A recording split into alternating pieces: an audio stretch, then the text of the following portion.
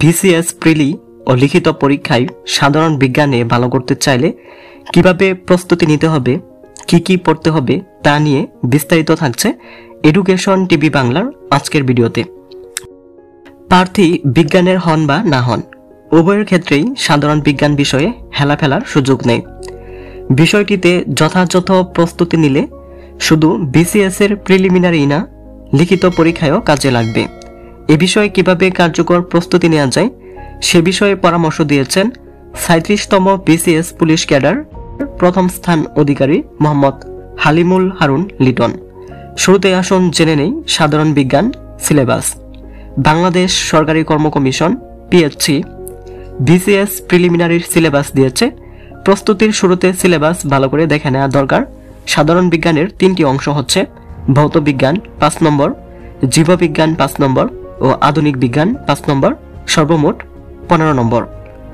ভৌত বিজ্ঞান অংশে যা যা পড়তে হবে: পদার্থের অবস্থা, অ্যাটমের গঠন, মৌলিক কণা, কার্বনের বহুমুখী ব্যবহার, অম্ল, ক্ষারক, লবণ, পদার্থের ক্ষয়, সাবানের কাজ, ভৌত রাশি এবং এর পরিমাপ, ভৌত বিজ্ঞানের উন্নয়ন, চৌম্বকত্ব ও তড়িৎ চৌম্বক, তরঙ্গ ও শব্দ, তাপ ও গতিবিদ্যা, আলোর প্রকৃতি, স্থির ও চলতড়িৎ, ইলেকট্রনিক্স ও আধুনিক পদার্থবিজ্ঞান, শক্তির উৎস এবং এর প্রয়োগ, নবায়নযোগ্য শক্তির উৎস, পারমাণবিক শক্তি, শক্তির রূপান্তর, খনিজ উৎস, আলোক যন্ত্রপাতি, ধাতব পদার্থ এবং তাদের যৌগগুলো, অধাতব পদার্থ, জারণ বিজারণ, তড়িৎ কোষ, এক্স-রে, অজৈব যৌগ, জৈব যৌগ, তেজস্ক্রিয়তা।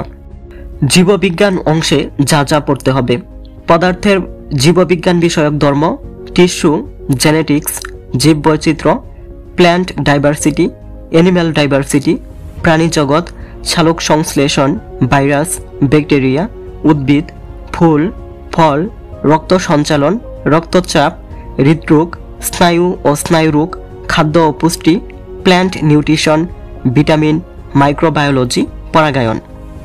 আধুনিক বিজ্ঞান অংশে যা যা পড়তে হবে: পৃথিবী সৃষ্টির ইতিহাস, কসমিক রে, ব্ল্যাক হোল, হিগের কণা, বায়ুমণ্ডল ও সামুদ্রিক জীবন, বায়ুমণ্ডল, টাইড বা জোয়ার ভাটা, টেকটনিক প্লেট, সুনামি, সাইক্লোন, বিবর্তন, মানবদেহ, রোগের কারণ ও প্রতিকার, রোগ জীবাণুর জীবনধারণ, মা ও শিশুর স্বাস্থ্য, ইমিউনাইজেশন ও ভ্যাকসিনেশন, HIV ও AIDS, TB, polio, apiculture, pisciculture, sericulture, horticulture, diode, photon কণা, আপেক্ষিক তত্ত্ব, ট্রানজিস্টর, IC। যেভাবে কার্যকর প্রস্তুতি নেবেন। আপনি বিজ্ঞানের ছাত্র কিনা তা প্রস্তুতির সময় এ কথাটা মাথা থেকে একেবারে ঝেড়ে ফেলুন। অনেক সময় বিজ্ঞানের ছাত্ররা বিষয়টিতে অবহেলা করে পড়ে খারাপ করে, আবার মানবিক ও ব্যবসায়ী শিক্ষা বিভাগের শিক্ষার্থীদের মধ্যেও বিষয়টি নিয়ে ভীতি দেখা যায়। আসলে পরীক্ষায় এই বিষয়টির প্রশ্নগুলো সব শাখার প্রার্থীর কথা মাথায় রেখেই করা হয়। যে ধরনের প্রশ্ন হয় যথাযথভাবে প্রস্তুতি নিলেই সেগুলোতে যে কারো ভালো করা সম্ভব। আবার এমনও প্রশ্ন হতে পারে যা মানবিক ও ব্যবসায়ী শিক্ষার প্রার্থীদের কাছে যেমন কঠিন, বিজ্ঞানের প্রার্থীদের বেলায়ও ঠিক তাই। তাই একদিকে যেমন বিজ্ঞানের পাঠ্য বই পড়তে হবে, অন্যদিকে গাইড বই ও পত্রপত্রিকাও দেখতে হবে। এছাড়া প্রচুর MCQ অনুশীলন করতে হবে। প্রস্তুতির শুরুতে বিগত বছরের BCS এর প্রশ্ন দেখে নেওয়া যেতে পারে। এর ফলে কোন কোন টপিক থেকে বেশি প্রশ্ন আসে সে ব্যাপারে ভালো ধারণা পাওয়া যায়। গুরুত্বপূর্ণ টপিকগুলো টুকে রাখতে পারেন। সিলেবাস দেখে টপিক ধরে ধরে কি দরকার শুধু ওটুকুই পড়বেন। গাইড বইয়ে অনেক কিছু দেয়া থাকে, এর সব পড়ার দরকার নেই। দুর্বলতা আছে এমন টপিকগুলোর তালিকা করে বাড়তি সময় দিন। যেগুলো সহজ মনে হয় সেগুলোও চর্চা করতে হবে। সহজ টপিকগুলো সহজ ভেবে অবহেলা করলে ফল খারাপ হওয়ার আশঙ্কা থাকে। যখন যে টপিক পড়বেন অষ্টম শ্রেণী, মাধ্যমিক ও উচ্চ মাধ্যমিক পর্যায়ের বিভিন্ন বই থেকে মিলিয়ে পড়লে ভালো। কোনো টপিক বুঝতে না পারলে গুগলে সার্চ করেও দেখে নিতে পারেন। এছাড়া ইউটিউবে বহু টপিকের ভিডিও, টিউটোরিয়াল বা ক্লাস পাবেন।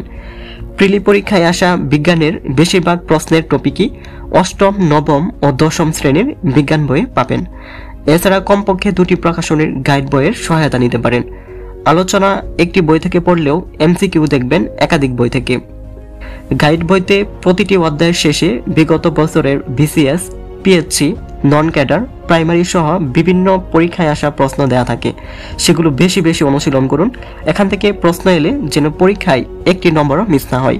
আগের বছরের অনেক প্রশ্ন আবার পরীক্ষায় আসতে পারে, তাই বিগত বছরের প্রশ্ন বেশি বেশি অনুশীলনের বিকল্প নেই। যাদের বিজ্ঞান বিষয়ে দুর্বলতা আছে বা তুলনামূলক কম বুঝেন, তারা কিছু বিষয়বস্তু চাইলে মুখস্থ করতে পারেন, যেমন বিভিন্ন ধরনের কালচার বা চাষ, বিভিন্ন আবিষ্কার, কোন ভিটামিনের অভাবে কি রোগ হয়, ভাইরাস, ব্যাকটেরিয়া, বিভিন্ন প্রকার পরিমাপক যন্ত্র ইত্যাদি। বুঝে বুঝে পড়তে পারলে সেটা সবচেয়ে ভালো হয়।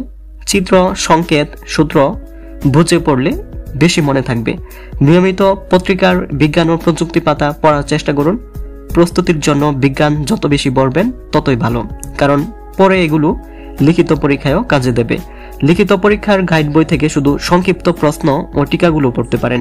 এর ফলে একদিকে যেমন প্রিলিমিনারির প্রস্তুতিতে সহায়ক হবে, অন্যদিকে লিখিত পরীক্ষার জন্য এগিয়ে থাকবেন। মনে রাখা দরকার, BCS ক্যাডার হওয়ার জন্য প্রিলিমিনারিতে শুধু পাশ করা দরকার, আর লিখিত পরীক্ষায় দরকার ভালো নম্বর। প্রশ্নে কনফিউশন কি করবেন? সাধারণ বিজ্ঞানের প্রস্তুতি নেওয়ার সময় অনেক প্রার্থী বেশ কিছু প্রশ্নে কনফিউশনে পড়ে যান, ফলে পরীক্ষা খারাপ হয়। তাই প্রস্তুতি নেওয়ার সময়ই কনফিউশনগুলো দূর করে ফেলুন। কোনো প্রশ্নের উত্তর যদি এক এক বইয়ে এক এক রকম দেখে কনফিউশন তৈরি হয়, তাহলে একাডেমিক মূল বইয়ে সেই প্রশ্ন সংশ্লিষ্ট অধ্যায় বা বিষয়বস্তুটি খুঁজে বের করে ভালোভাবে পড়ুন। একাডেমিক মূল বইয়ে যে তথ্যটি দেয়া আছে সেটাকেই সঠিক হিসেবে ধরে নিতে হবে। সহায়ক বই ও দরকারি অনুষঙ্গ, কোন কোন বই সংগ্রহ করবেন আর কোথা থেকে কতটুকু পড়বেন? অষ্টম শ্রেণীর বিজ্ঞান বই। অষ্টম শ্রেণীর বিজ্ঞান বই থেকে ষষ্ঠ, সপ্তম, অষ্টম, দশম, একাদশ, দ্বাদশ, ত্রয়োদশ ও চতুর্দশ অধ্যায়। নবম, দশম শ্রেণীর বিজ্ঞান বই, এখান থেকে পড়বেন প্রথম, দ্বিতীয়, তৃতীয়, ষষ্ঠ, সপ্তম, অষ্টম, নবম, দশম, একাদশ, দ্বাদশ, ত্রয়োদশ ও চতুর্দশ অধ্যায়।